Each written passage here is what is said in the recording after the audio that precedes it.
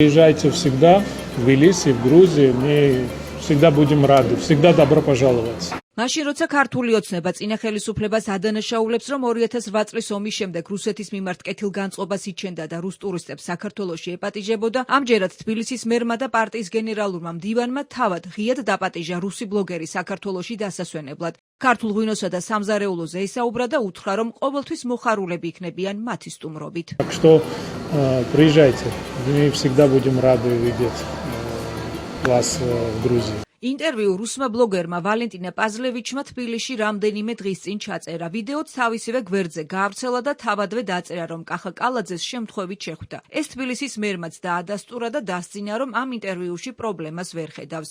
ის რაც თქვა რუს ბლოგერთან, ქართულ ჟურნალისტებთანაც გაიმეორა. აბსოლუტურად მე პრობლემას ვერ ხედავ და კიდევ ერთხელ აგერა თქვენი ეთერით ყველას ვეუბნები, რომ ვისაც აქვს სურვილი საქართველოში ჩამოსვლის, შეუძლიათ ნებისმიერ დროს ჩამოვიდეს მიუხედავად მათი წარმოშობისა.